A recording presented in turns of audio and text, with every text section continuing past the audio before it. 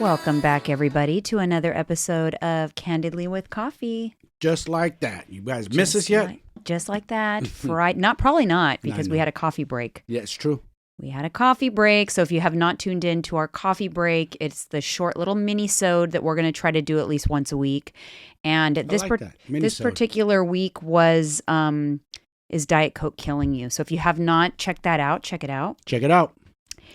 And we're just back with another traditional episode, having coffee with us on this lovely Friday morning. Yep. So that cheers. way for those of you on your commute, and like me, I drive a lot too. It's the best to listen to a podcast, ain't it? It just kills time. Before you know it, you're like, man, I'm already here. And sometimes you're not done with your podcast. You want to keep listening. Yeah. Somebody messaged me saying that we are who keep her company on her commute from Los Banos to San Jose, which we're from the Bay Area. If you know, that is not a fun commute. That's just what we call a stab. Quite a drive. If you're listening, I hope you are enjoying your Friday morning commute. Yes. Because I'm happy to do that, because I know when I used to commute, there was no podcast back then. Oh my goodness. And that would have been a game changer for everybody. Because like when I go to my sister's house, it's like a 2-hour drive. So I queue up 2 hours worth of podcasts and I'm excited for the drive. You know what I mean? Like I'm not even like, you know why? Because your brain, psychologically, your brain is taken away from, I got to drive 100 and something miles, which I'm going to go do today. It's 2 hours. You sometimes you get in your own head. Yeah. What's 2 hours? You watch TV on the couch for, you know what I'm saying? Like it's nothing. You put on a podcast before you know you're there. People sitting on their phone and scroll. Yes. And what I'm saying is you're so into the podcast before you know, like how many LA trips we done? I put a Joe Rogan, like a long one. And I love it. Like a 3.5 hour podcast. And before you know, we're already in LA. Like, damn, quick. It seems quick, but our head was in the podcast the whole time. I know. I actually welcome the time. Like people go, oh, I hate going to like the DMV or the post office or whatever. Utilize that time. I don't mind, because I just think if I know I'm going to have waiting time, I just plan and go, ooh, yay, I get to sit and listen to my podcast. Like I have to take my dad to the doctor on Friday. I know there's going to be waiting time there. It doesn't bother me at all. Like, or if like, I have to pick up someone from something, I'll always go early and sit in the parking lot and listen to the podcast. I always carry these. I always have my headphones because I, love listening to things. I love learning too. I don't mind it at all. No. So I'm happy. It makes me happy that we are that podcast for people. How exciting is that? Yeah, I know, right? Exactly. And let me tell you, tomorrow's going to be commuting like, all right, cool. They better have their podcast up because I'm that person who's commuting from Los Banos to San Jose. That's why it's important for us to be consistent, which we are. But let me tell you, I don't know if you guys are sharing it or what, but our downloads are like going up significantly. Thank you guys for that. Yeah. We need all the help. Without you guys, we aren't the podcast. You know what I mean? We need you guys to exactly. To help so thank you, because the stats don't lie. Now, if you can only just do us another little favor and go on to Apple Podcasts, scroll down, rate and review, it really does mean a lot. It helps. Yes, that's what, for whatever reason, Apple Podcasts, they're like super particular about getting reviews, getting those numbers. And it's a pain. I know it's a pain because when you're thinking about it, it's because you're listening to us. You're not in a situation where you can do that. You're usually driving, working out. True. So that's what happens. That's why it's hard. But I'm guilty of it. I don't leave reviews and stuff. Yeah. Have you ever left a positive review for all these podcasts that you love? No. See? Shame on you. I just listen to Joe Rogan mainly. I try to do it because I know how important it is to us, and so I try to do it for others. Yeah. But I wanted to just start off this little episode by saying I have a little bit of a bone to pick with you. I rewatched our podcast from Monday's episode, and my hair was sticking up so much on this side. It's just like fully sticking up. And you never said, hey, babe, your hair's sticking up. I didn't notice it. Sorry. You got to do me a solid. Like if I got a booger in my nose or something in my teeth or something, you got to let me know. Of course. I've told you before when you had to like wipe your nose, when you have allergies. It was literally I didn't like. know.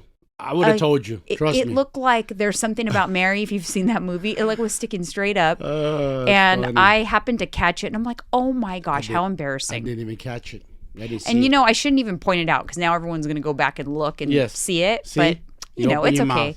It's fun to be self-deprecating. That's okay though. You know, sorry to point the finger at yourself and laugh. It is what it is. It happens. Like everybody poops. You know. Exactly. We're not perfect. Nobody's perfect. But I did have to say that.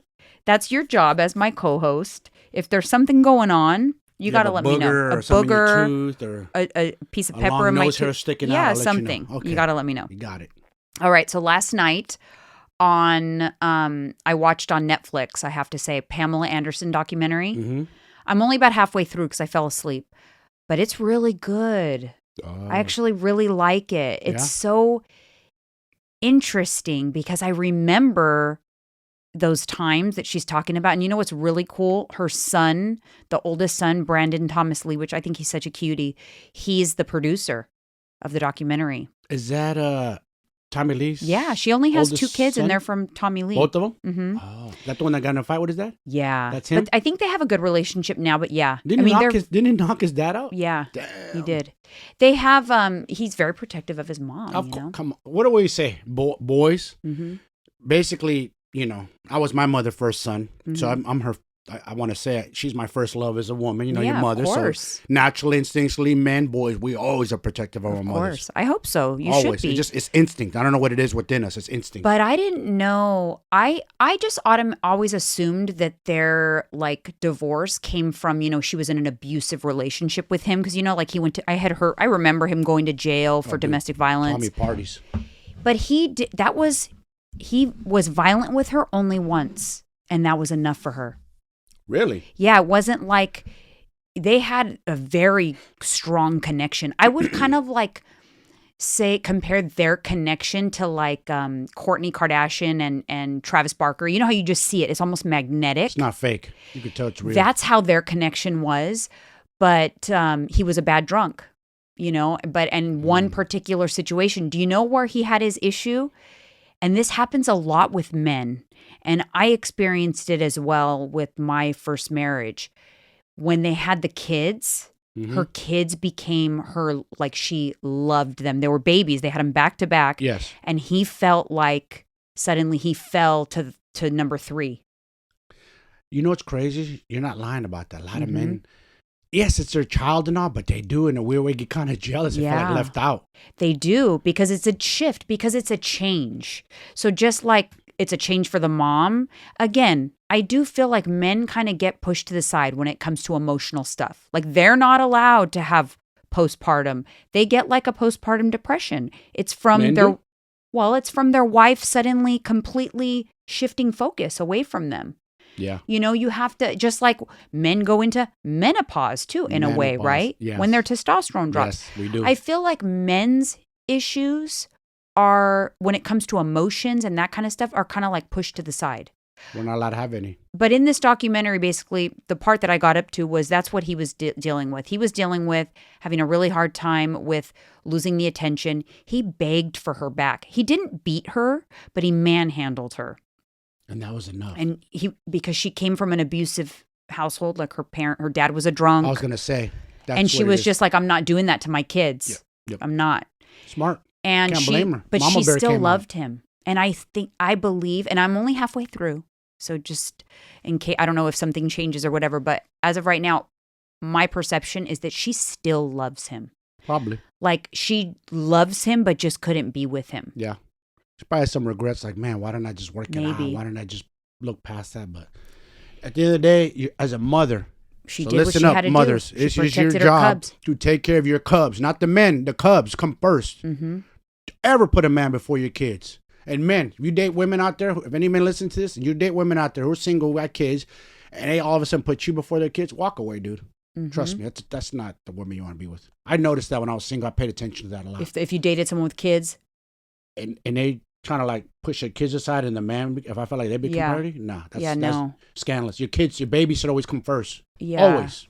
I mean, I obviously when we first started dating, I did a lot of stuff and went out of town and traveled, but I did it was that. A balance, though. I did that when Robert had the kids. Yes. You know what I mean? And when we're in town, we'd go to damn near, if not all, your daughter's competitions. Yeah, like I made it a point to still meet, you know, and there were times listen, and there were times that I was human, right? I didn't want to miss out on the fun. I'd been married for a long time, and finally I had this ability to go out and have fun and go to the lake and do all this fun stuff. And there were times when I had the kids and you still went. You're like, hey, you know what? we're gonna go out on the boat. We're gonna have all this great time, or there's this big festival, and I had to say no and stay behind because I had my kids that weekend. Yeah. And you went off and did those things, and I did not because it was my weekend with the kids. You have to make sacrifices. Yeah, you do. Of course. Because guess what? Now they're adults. They're grown human beings. They could never look back and like, our mama abandoned us. Was I perfect? Our mama left us hanging. None of that. I wasn't perfect though. I probably had some times and some decisions I made where I should have stayed back, or I should have not gone to something or whatever. Because listen, nobody's perfect. We're all human, but I did my best. And I did always make it a point, even though I was dating and even though we got together, I did not put you first. No, you shouldn't. I put them first. Always. And whether it's right or wrong, I also, I was very clear with you, like, you're not there, like you're not the authority. I'm the authority. Of course. I'm not the And father. like, if there's something to be said, some discipline to be done or whatever, it's me. Yeah. Better comes that way. from me. And you, because of that, I do believe because of that, you guys have such a better relationship and a good relationship. Yeah. So, I that was really important to me. So I know, it just depends too. My kids weren't tiny, but I wasn't looking for a stepdad. They had a great dad. He was very much a part of their lives. So I wasn't looking for like.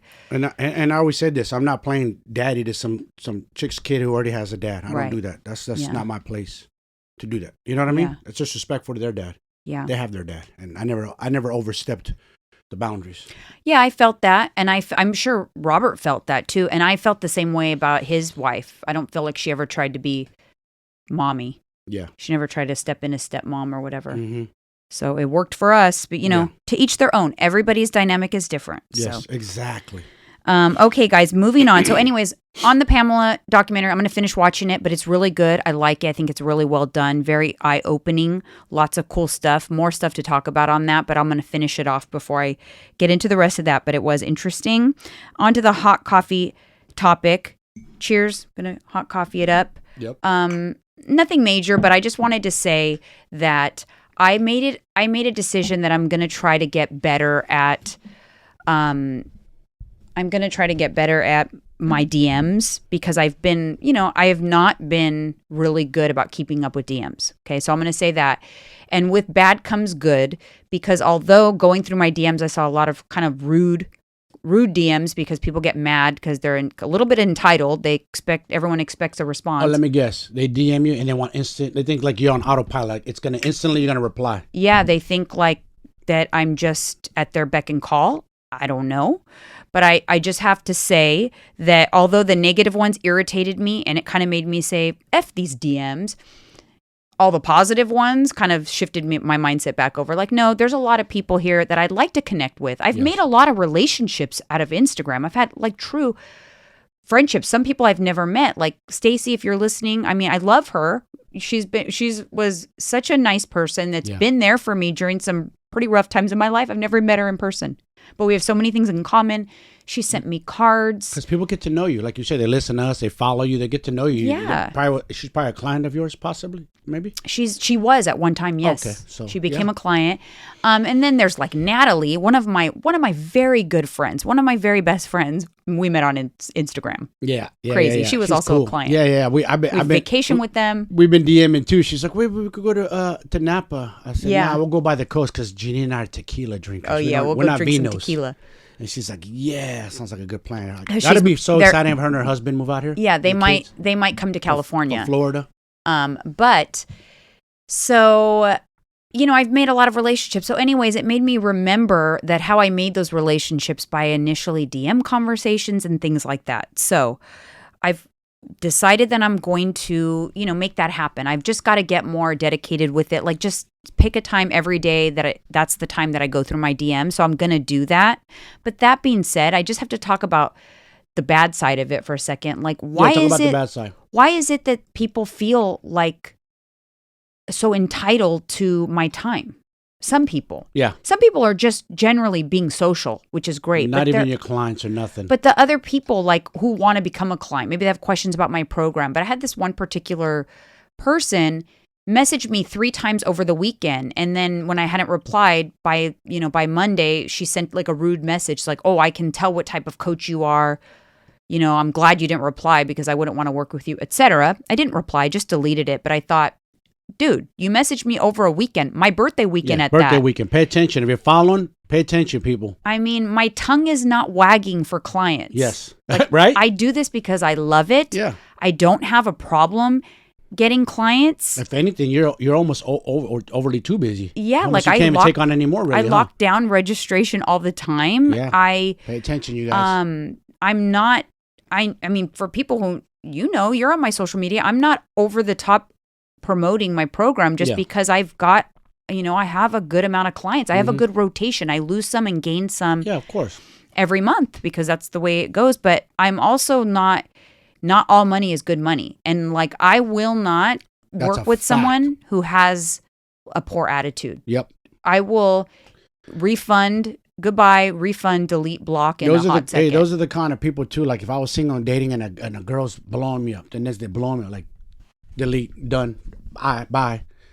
Relax. Give people time to respond. You know what I'm saying? Like relax, calm down. But anyways, humans feel so entitled that you owe them something. Like they in their head, like you gotta respond. Boom, boom, boom. Because I DM. No, we don't. So, I mean, I do want to make an effort because I do like the relationships that I form in my DMs, and I do like helping people. But not rude people. But there's also a fine line with helping people, though, because if somebody just like, they'll say like, I don't need to buy your services. I know what I'm doing, but can you just tell me what my macros are? Time is money, you guys. Yeah. No one works for free. You go to work for free, so take that in consideration. I don't think people think about it. No, they don't. They think everything's free. Everything's free. Time is money. Time is the most valuable asset on planet Earth that you cannot get back. Period. Because here's my thing on that. I give away plenty for free. Yes, you do. This podcast is free. Yeah. I do, I give people tips and recipes and tricks, and I do videos on how to lose weight and things not to do, things to do. All of that is my free info. Yep. If you want more than that or anything specific to you, that's at that point you have to become a client. Yep. In order for that me means to you got to spend some money on yourself. And let me tell you, when you invest in yourself, that's the best investment. People always buy other stuff that doesn't matter in this world, but they're so hesitant, reluctant to invest in themselves. Invest in yourself, people. It's worth it. I don't know. It's interesting. But you know what? Also, I wanted to share something that you guys probably are not, maybe you don't realize about me, which kind of lends itself to where I struggle with DM conversation sometimes. I am an introvert. That I think that shocks people sometimes. Because they see you're talkative, you have podcasts, you talk to your clients, you do coaches chat, you do videos. But it's different because you're talking into a camera. There's not a person, a stranger. But I do. On my coaching calls, I talk to strangers, but it's still, it's not a live person in front of you. But it's not, even regardless of it being live, that is still like not my natural self, like the little voice inside my head wants to talk to nobody and like hide. It's just, I am a natural introvert, but like we were talking about earlier. And I'm a natural extrovert. It's just because I am an introvert, I don't give in to that. I don't just say no to things because, oh no, I don't do that because I'm an introvert. I won't do that because that's barriers. Yeah, it's exactly what you said, barriers. Right. So I don't do that. Yep. But I noticed that I feel like sometimes I fall out of DMs for the introvert reason because I get like, sometimes I even get shy when people compliment me or whatever. I feel like awkward about it because a lot of the DMs are nice and positive and compliments. Yes. So I think sometimes it's my own defense mechanism of my falling into my introvert. So I'm just putting it out there because now when you put something out there, it holds you accountable. Yep. So I'm telling you guys, I'm going to be more responsive in my DMs. And I'm looking forward to engaging with more of you, helping more of you and all of that. But, I did have to like blast the people that are entitled a little bit because they just get deleted and blocked. I don't even deal with it. Yeah. Because who wants to work with somebody that pushy or that? Come on, relax. You know what I'm saying? Like there's other people ahead of you. Right. People don't think that. Like maybe she's servicing other people who DM'd her a week or two before you. she's going to get you. You're one person. Yeah. You're not a corporation. You don't have 5 and 6 employees. That's 3 messages with no response. I see the type of person you are. If you're listening to this lady, get a life. Stop bothering people on their birthday weekend too, man. I know. People are so I hope she's listening to this, whoever you are. Because you know what some people will do too? Like they'll make a comment like, can't even answer my DM. I saw you just posted your lunch or something like that. Like it's a totally different thing for me to post content than it is for me to sit down and reply to one individual DM. That's a totally different like time slot. And if you guys knew how crazy my calendar looked, you would understand. They probably don't believe. I don't think people realize, people who work for themselves, entrepreneurs work at home, I think people think like you play on Instagram, then you work a little, then you play on Facebook, then you work a little bit. I see you work. You're working. You utilize, you're the best at utilizing your time that I know of anybody. Your time blocks and all that, you're good. Yeah. I need to get better at that. I'm getting better, but I need to get better at that. Time management? Yeah, I'm getting better though. I'm utilizing my time better. Yeah, I just, I have to. That's how the only way I can get it all done. This morning I skipped my workout so I could study, so I can catch up, how to make a decision. Yeah, sometimes you do. Sometimes you have to make a game time decision. You do. And let something go. Like, yes, real quick. I had a day go south a couple of weeks ago where I had to let some things go that were on my list. I'm like, you know what? This can go. It's not going to be the end of the world. This can go. It's not going to be the end of the world. Take a deep breath. Do what you can. That's it. And that's what you got to do. Because a lot of times, like I have my day structured, but hey, if my dad calls suddenly and there's a problem or a situation, then I got to move things around. I got to take care of dad. So that's, you have to be able to, as organized as you can be and as good at time management and things like that, you also have to be able to switch on the dime. Yeah. So I also wanted to give a update on my calorie deficit. So I did a update on YouTube. I posted it, the hormones video on YouTube, because I showed where I'm at. But I was really happy with my 4 weeks of progress. You saw it, right? I'll pop it up here in case you guys didn't see that video. But I almost don't notice it because I see you all the time. Right. I live with you. But when you see the photo. When you break it down, you show me the photos of it, like, damn, not just like you. Remember you're taking the weekly pictures of my progress during keto. Like I didn't see it, but the pictures like, oh wow, I do see it. Well, yeah, I mean, there's undeniable because those jeans literally a month ago, it's not that they fit poorly. I literally could not wear them. They were not part of I could not wear them. I couldn't zip them. And so now I can. And so I'm like, cool. The calorie deficit still works. There you go. Still works. Still works. And it was modest. I probably lost 2 pounds of fat, I would say. And that doesn't sound like much, but if you put 2 pounds of fat on this table right here, you realize how big of a mass that is. And when it's condensed to an area, it's more significant, right? Yes. And obviously with the low progesterone, that's what dictates that, that weight gain around the abdomen. And so it made a little amount of weight made a big difference in both directions. So now where I'm at is trying to get now I'm back to where I was. Okay, I got rid of the little couple holiday pounds. Now it's just working towards eye on the prize on those goals, which my big goal is to get my fat percentage in the teens. Where at in the teens? Like 18, 19%. Yeah, you can't go under 18 though. Then you'd be considered underweight. You mean body fat percentage? Or are you talking about body fat percentage? You're talking about BMI. Yeah, BMI.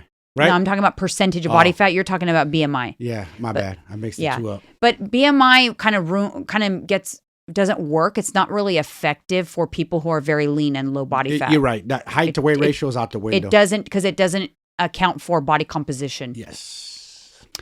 So it's in the high teens. That's considered an athletic body, an athlete's body. So that's like me being 10%, 9%. Yeah, that's super lean. Yeah, I would say I just like it.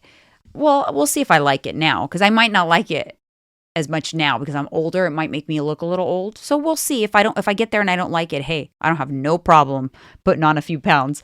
But I like the way it makes my arms. I like the definition in my arms when I have a lower body fat percentage because it shows without like flexing. And I like that. I don't know. I like shoulder caps. Yeah, I like that. From the tricep to the shoulder. Yeah, it's nice because it's hard to get that. Yeah, and some people they have to get very, very low body fat to get that. Mm-hmm. But I don't. I have naturally kind of like a nice toned arm, but I like it to look a little more toned. But anyways, I just like to have goals and work towards them too, and play with you like things being like challenged. that. You like challenges, and we all need challenges in life. Yeah, and then so speaking of that, so what I needed to do is, it's February, and this is where, you guys who are listening, so obviously many people have January goals. But then people fall off from goal setting. They fall off. Oh yeah. You need to set goals every month. Mm-hmm. And the ones you set in January, whether you met them, failed at them, it doesn't matter. You still need to reflect upon those goals when you're setting your new goals. It's very important. This is what people don't do. They just kind of reset goals or change goals. They don't think about what are the goals I already had set and why didn't I reach them? Yeah. You know what I mean? Yep.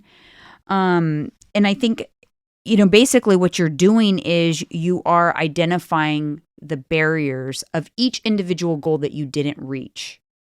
So for me, I'll give you an example. In my January goals, I met some. One of them was to fit into my jeans, so I did. But some that I didn't. So I had in there that I wanted to run a 36-minute 5K. And then in my actions were run a 5K 2 times. Didn't do that. Didn't run the 5K 2 times. So I had to sit and think, why didn't I get this done? I got most everything else done here. Why didn't I do that? It's because running 5K 2 times for the month of January, too general. What is that? Okay. You have 30 days in January. When? When are you going to run the 5K? So it was too general for me and it didn't happen. Just fell off. Yeah. So in February, I'm moved that goal into February, but now I went into my calendar and I picked 2 Mondays in the month of February that I'm going to go to the gym and run the 5K. Okay. Now I just increase the chances of that happening exponentially because I've scheduled it. And it's non-negotiable. Right. It's an appointment. Yep. An appointment. You hear that, guys? Appointment. It's you in my set calendar. An appointment, you keep it with yourself. Don't flake on yourself. Right. And so that's a perfect example of, hey, look, I sit here and I preach to you guys how to set goals or whatever. And look at me. Here I was. I set a goal that was too general and I didn't do it. So it still happens. That's good, though. At least you can admit that to yourself. I hate to say it, but a lot of coaches lie to look cool. Oh, I did all my goals and hit everything all perfect. Like, no. Yeah, they try to act like they're... Trust me, they don't. They're not as disciplined as you guys think they are. They slip a lot, too. They just always portray a certain way on social media and this and that. I've been around the industry a long, long time before my wife, so it's all BS behind the scenes. I see the way they eat and everything. Yeah, and there is a lot of... Just saying. Effery when it comes to coaching and stuff like that. And I also kind of have like this is my thing that I notice when it comes to coaches. A lot of people have their own transformation and then they immediately become a coach. And that's really tricky. Let me tell you, because doesn't transcend. It doesn't translate to be able to transform yourself. And chances are that person that had the transformation had help with their transformation. Yes.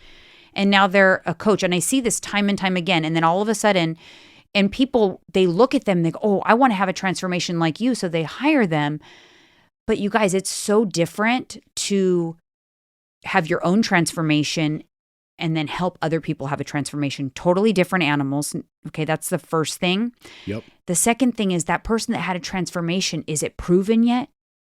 Have they maintained that transformation? That's where the real proof comes in. Getting there is one thing, but maintaining is a whole different beast. It's a totally different thing. And like, listen, I'm not trying to toot my own horn, but harder. I had my 100-pound weight loss came 25 years ago.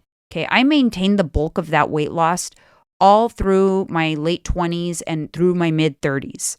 Then I discovered fitness and was coached into a more fitness body transformation, where I remained there for 5 years before I took on my very first client. Do you know what I mean? Yeah. So yes, I became a coach through my own transformation, my own discovery of fitness, but it was years before I took on a client, and it still was challenging, and each year I become better as a coach. What? A lot of this, from what I learned, I'm 48 now and I've been around the industry a long time, psychological, man. And we're all different in the mindset. It's all, you got to conquer this first. Find out what's going on up there. Number one, what's going on? Why aren't you exercising? What's the barriers? Okay, let's find a solution to these barriers. And don't ever say I can't or no, because there's always solutions. I don't want to hear that. That's just like me saying, I can't go to Orange Theory because I'm an introvert.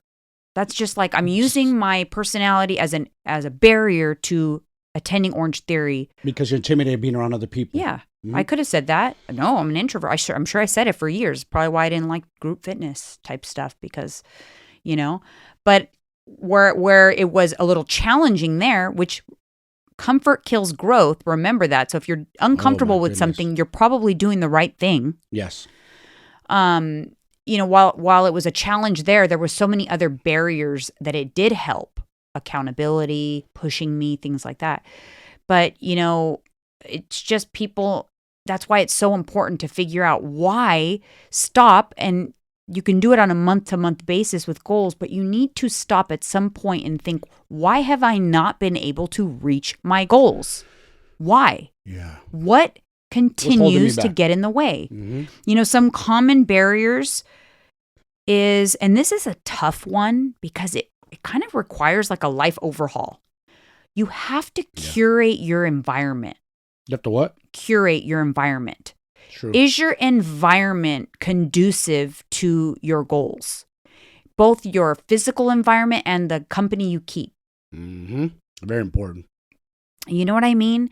If you have really like these strong like health and fitness goals, you really just want to transform your body, change your eating habits, all of that. But all of your friends and the people you spend time with, they are not doing those things and they don't want to do those things. You probably have to kind of take a look at that. Yeah. And make some changes. I know that sounds ridiculous, right?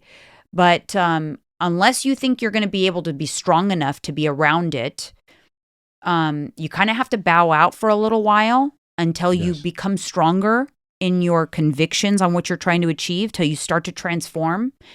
Then if you feel that strength and willpower, you can kind of re-enter your friend group. And hopefully at that time, you'll motivate them to join you. Yes. But if you start to feel them pulling down on you, oh, come on, you got too skinny. Have the drink, have the dessert. Come on, eat this. They're projecting their insecurities onto you. Right. And their jealousy and their desire to not take this action steps you've taken. So they're portraying that onto you. And so they want to see you fail. Right. Your friends sometimes aren't your friends. Frenemies. People. I hate to say it. Yeah. There's a lot of frenemies. Be careful. Pay attention to that. If they're not uplifting you and telling you, good job, babe, good job, you're doing great. I compliment, good job, you're disciplined. I always tell you have great discipline with your eating. I need to get better at that. But instead of, because my discipline on your part, I don't knock you down for it. Because a lot of people do. You've never done that, I have to say. So like, never been jealous. I'm jealous of your, I'm not in a good way. I'm jealous because I'm like, damn, I wish I had her discipline to eat the way she does. Right. I'm 3/4 of the way there, but not all the way there. But I feel that's true. And I feel like we've always done this for each other, more so you for me. You've never tried to like sabotage me because you're annoyed that I'm like super on it. You've never been, oh, come on, you're no fun. Eat this. You've never done that. Never forced you. You've never done that. I know you don't like that, and I don't like it. Right. We both are the same way. Don't push something onto me that I don't like. Right. Don't force me. I will snap. I'll completely go the opposite direction. There's some things I don't do, and don't push me to do those things. I don't want to do them. And let me tell you this, and I know that this might be hard to hear, but if you're the people that the company you keep, and yes, sometimes it's family, if they're not supporting you and you need to have a talk with them about it. And if they still continue to not support you, they're really not your friend, or they don't care about you. No, they don't. They don't truly care about you. If you have communicated to them that, listen, it bothers me when you do that, or it's not helping me. I really need you to support me in this journey, even if, and it's okay that it's not your journey. Yeah. You don't need to put your views on them, but if they're not willing to take that and make changes, they're not really your friend, or they don't really care about you. No, and how come it's okay? Again, I'm not to go back to this, but how come it's okay for people to say, oh, you're getting too skinny, or maybe somebody should hold their ground and say, well, maybe you're too fat. I mean, let's call a spade what it is. Hey, the truth hurts. Look at yourself in the mirror. Are you too fat, or are you too skinny? Be honest with yourself. Stop BSing yourself. Right. And don't say that to people. If you are overweight, and I'm not gassing on you, but if you're overweight, don't say, oh, you're getting too skinny to people who are trying to succeed in their weight loss journey or whatever journey they're doing. Right. Don't hate on them. Don't do that. Yeah, don't do knock that. That's one of the worst things that you can do. I've had so many clients, like my Hall of Fame clients. I'm actually in the process of putting together a Hall of Fame of like all of my clients that have won my challenges and things like that. But I've had some Hall of Fame clients that were full-blown ridiculed by their coworkers for their weight loss. Like, oh, you're no fun, or blah, blah, blah's not going to come to the potluck, and she's over there, way too skinny. Or then if like they caught a cold, be like, oh, that's because you're too skinny. That is the most ridiculous thing. People are just... Dude, we got hated on keto a lot. Oh, eat this. Oh, why can't you eat that? Remember? Like a lot. And we went to Colombia on a trip and we're doing keto. We followed it. And the company or what the people were like tripping on us. Like, they don't get worry bothered. about Like, us. I don't understand. What about you, man? Why people are bothered. They're so concerned with what you are eating. It is not appropriate in any direction, both bad, good, indifferent, to really comment on what somebody is eating or what they order. You don't have to have a medical condition. You know what I mean? You don't know. I can't tell you how many times, still to this day, not so much very often, but every once in a while, maybe, if I get together with family members I haven't seen in a while or whatever, and we're eating and they see me eating, they go, oh, I didn't think you ate. They'll make a comment like that. Like, I didn't think you ate anything. Oh, like you're eating today. Are you just pretending to eat? I'm like, what makes you think I don't eat? Because they perceive me to be a thin person. Therefore, I must have problems with food or that I don't eat. Which you don't know me if you say that, because I am like the queen, the foodie to the 10th power. My whole life I've been that way. Like, I can eat and I don't lie about my food. I never have. I don't try to downplay what I eat or, hide the type of food that I'm eating. I eat what I eat, and it is what it is. And this is why people in the fitness industry tend to just hang out with people in the fitness industry. Exactly. For that reason. It's just the level how we operate. We're different frequency. You know what I'm saying? It's hard to, how do I say this? We're both operating on high frequency, like our training, our discipline, things we do. And then we have somebody who has low frequency telling you this, and that. You got to remove them. There's like a negative energy. Get the hell out of here. Because it pulls you down. So get out of here. Yeah. I feel strong. I'm doing what I've been doing for many years, and I've been on this frequency, like Mike says, for a long time. So I feel I have strength. I have the strength to pull people up with me. That's why I do what I do. Yep. The average person does not have that strength. Nope. Okay? Not everybody's meant to be born to be a leader. Sorry. No, and it's difficult, and it can derail you from your goals. So if you find that you continuously make these goals month after month, year after year, and you're not able to achieve them, think about, have you curated your environment and your social circle? And are you doing enough? Are you really doing enough? People think I'm so busy. I'm doing this. Are you really busy? Are you really doing enough? No, stop it. You're not. Because guess what? There's people like Joe Rogan and The Rock who are super busy, who have their calendars super full, and they get it done. Yeah. I'm just making 2 examples. Mark Wahlberg is another one. I could go on and on and on. Yeah. So stop it. Kim Kardashian. Exactly. You don't think for the moment, 5 a.m., 6 a.m., whatever, 7, her phone's blowing up on business? Right. She has to, but somewhere along the line, she has to do a time block. She has a trainer. She works out and she dedicates herself. Yeah, because she doesn't look like that by accident. She puts in the work. And I'm sure, and I don't want to talk about her weight loss medication and all of that. That's not what this is about. The point is, we're not getting she gets into the gym, okay? Doesn't matter. And she's a busy person. She's running multiple businesses, has 4 kids. Yes. And then, then the haters will say, oh, but they have nannies. People just always want to find the one little thing and nitpick at it to make themselves feel better of why they're not getting it done. A food prep person or somebody makes her meals. Probably, yeah, she's rich. I would too. We all would. Why wouldn't I? But you do what you can with what you have. Exactly. Do what you can with what you have. For us average folks who don't have her money, you got to meal prep and weigh your food out. That's it. You got to do the work. You got to. Are you willing? Are you doing enough? I love that you said that. Are you doing enough? My friend said that to me yesterday about us in life and business. He goes, are we doing enough? Because we listen to different motivational podcasts. And Andrew Tate says that people say they're doing enough. Are they really? Did you do enough? Did you really work out hard today? How many calories did you burn? Let me look at your data. I had 21,000 steps yesterday, and I felt it last night. I was so tired. I couldn't even get out of bed this morning. That's how wrecked I was. I didn't want to go to the gym yesterday. But guess what? Non-negotiable. I told myself that. I don't care if I'm tired or lazy. So I went. I went out of my comfort zone in the afternoon. I don't go after 4 or 5. I had to get my workout in though. Right. And before you left. I have to get my workout in. Before you left, what did I say? I showed you my steps and I said I'm not there yet, but it's okay because I have my walk time scheduled for after my coach's chat. Yes. And I did it. Non-negotiable. I got it done. It's a non-negotiable. And I layered in things because I'm studying right now. So I studied and did my steps at the same time. And I got it done. See, and look, for the others of you going to school, or you're studying for promotion at work, or you need to study or read, or you want to read a book or anything, that's a perfect example. Go walk on that. Either go do stair stepper, or go walk on a treadmill and bring your iPad or iPhone and read or study. And you did it. Perfect example. Yeah. You utilize that. How long did you walk? For an hour? 45 minutes? Like 40 minutes. Yeah, you utilize 40 minutes of study time while you're walking. So it was like it's like I bought some time. You killed two birds with one stone is what you did. That's the best thing you can do. That is. So you're now curating your environment. Can you get like a treadmill or a walking pad? You know, is your pantry conducive to, healthy eating? Is your favorite snack readily available and easy to pick at all day? Make that go away. Think about the things where your struggles are. Where are your barriers and fix the things in your environment. Is it hard for you to get up and go straight to get a little workout in or get on the treadmill?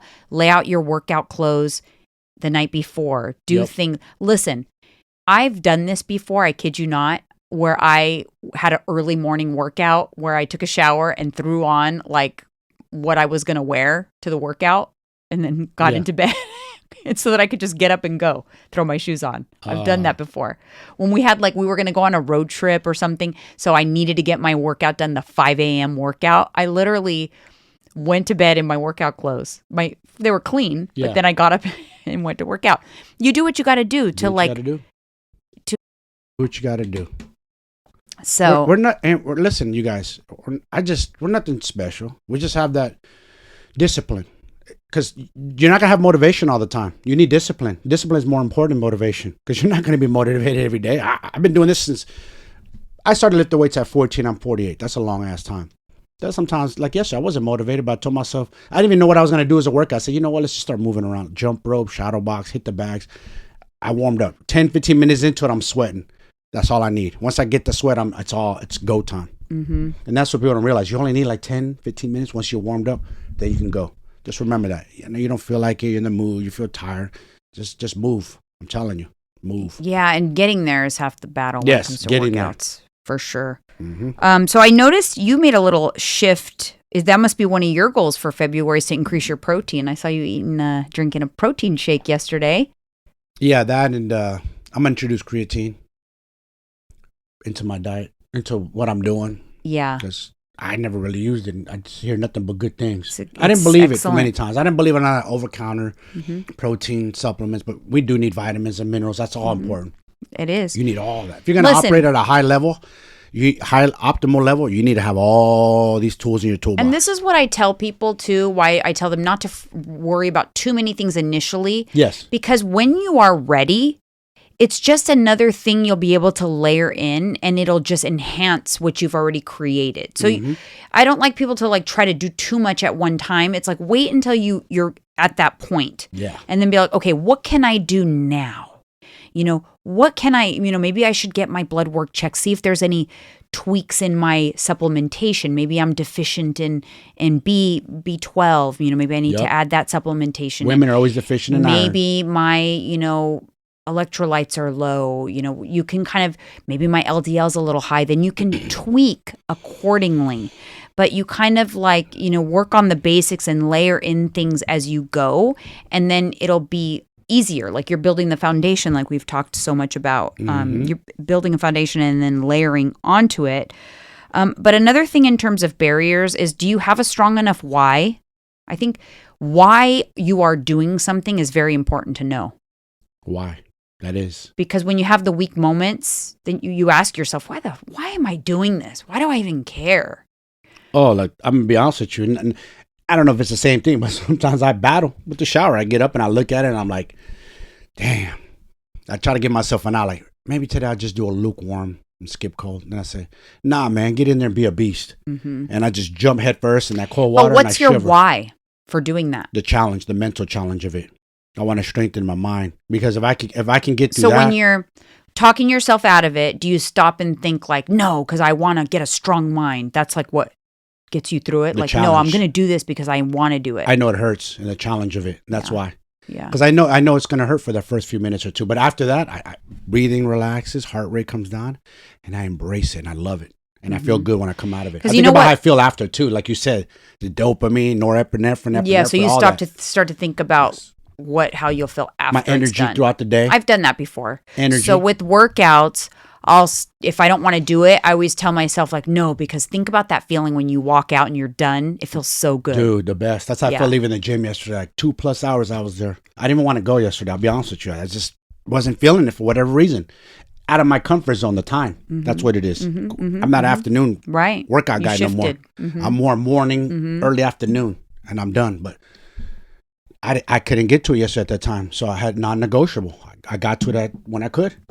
Yeah, you got to shift things around sometimes.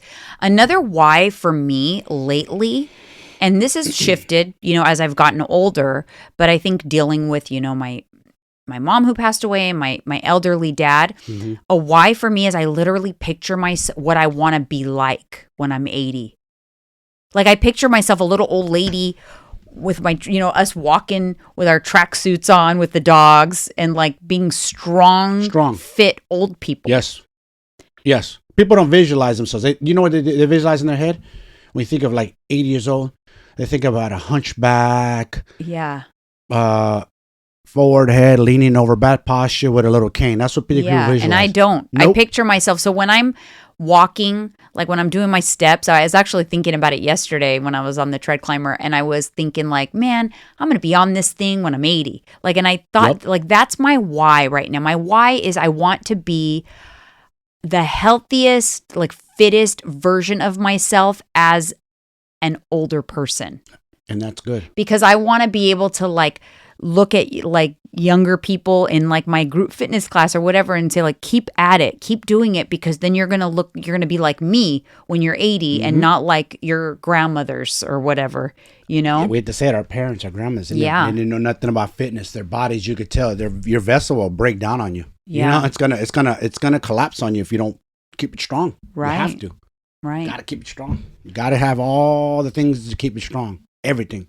Moving, working out, resistance training, vitamins, minerals, hydration, sleep, all that.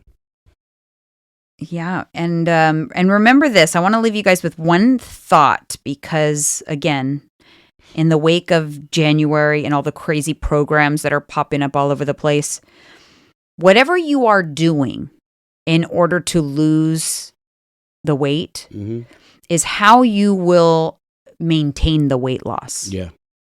So if whatever you are doing or convincing yourself that you're going to do is not something that you are willing to do for a lifetime, you will not sustain your results.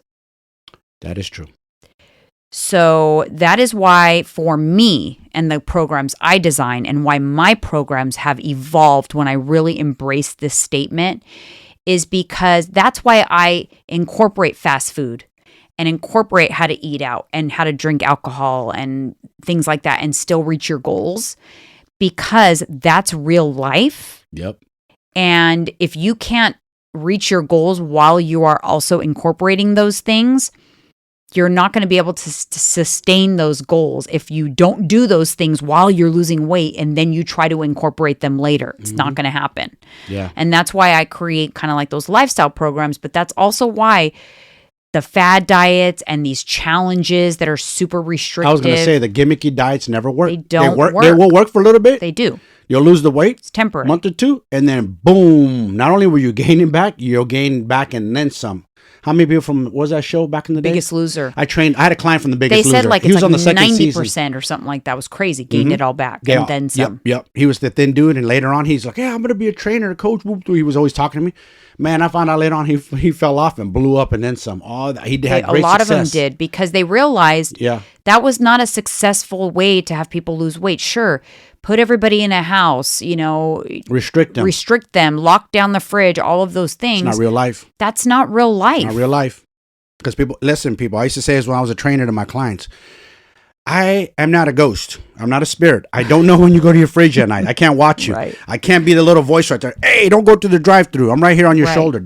You got to police yourself. Mm-hmm. So listen to that, people. You got to police yourself. My wife can't police you. She can just guide you. She can't police you. So remember that. You got to police yourself. Hold yourself accountable. Yeah, I mean, I can give you the guidance, but I can't. You can lead a horse to water, but you a can't lot of make the horse times, drink even water. on my coaching calls, what I focus with clients is the behaviors that led them to do whatever they're doing. Important. I always think about that. What behaviors? What were you doing right before that? Or when they say, like, I snack too much. They're like, okay, when is it that you snack? What is it Nighttime for me. Is it like when you're making kids lunches or whatever? Okay, identify what behavior and think about how can you alter that behavior. Those are the types of things that I can help you, but I cannot just simply say, don't snack. No. Oh, no, don't snack. Oh, my gosh, I just gave you like $1 million advice. No shit, Sherlock. How about the doctors? Diet and exercise. That's the most two. When you ask a doctor, and a lot of people do ask their doctors, what should I do, doctor, to get my blood work, my numbers better, my blood, diet and exercise. Hey, if doctors are listening, game yourself up, I know. Please. That reminded me of one thing. You guys are doctors. That I have to bring up before we leave. That note, I was talking to my dad's doctor. My dad has high blood pressure amongst all his other issues. And we're changing his blood pressure medication, monitoring his levels. And I asked the doctor, where should his sodium intake be at? And she kind of like faltered a little bit. She looked at me. You heard in her voice. Yeah, she kind of like kink. She goes, well, are you aware of the DASH diet? Yo. I was like, oh my God, this is so generic. Okay. I'm like, yes, I'm aware of the DASH diet, but I'm not concerned about that. What I just want to know, what should his daily intake of sodium be in milligrams so that we can kind of monitor? Oh, he doesn't really have to worry about that. I'm like, he has high blood doesn't pressure, he? He has high blood pressure. Yeah, I'll send you an email. And she sent me an email with a generic PDF of the DASH diet. You see, this is a doctor with a PhD. When I wanted to know specifically for him, based on the medications that he's taking, because one of them includes a water pill, it's not as simple as just don't have any salt, Dad. Because if you're taking a water pill and you are cut out all salt, because a lot of times the old people, they think, oh my God, I got to cut out all salt. That can result in severe imbalance, dementia, big time, hysteria, anxiety if you're not having enough sodium. You need sodium. So I know this, but the doctor should know this. Yes. She should have been like, well, since he's on the water pill, I don't want him to restrict, significantly. He should probably keep it around 2,500 milligrams. That's what I expected her to say. Yeah. She didn't say anything. She fumbled on her words, probably thought like, oh, I wonder what this girl does for a living, and then sent me a generic DASH diet. So that being said, exactly. There goes that. So I wanted to leave you guys with that because I thought that was funny. Perfect example of how, I know everyone says, but my doctor said, but the doctors don't know everything, okay? And they just want to prescribe. And we always take their word as like it's absolute gold. Nope. Hate to say it, do your own research. Mm-hmm. And not bashing doctors now. They're very smart. They got PhDs. But they're not nutritionists. They're not. They don't know nothing about working out. I was as a trainer.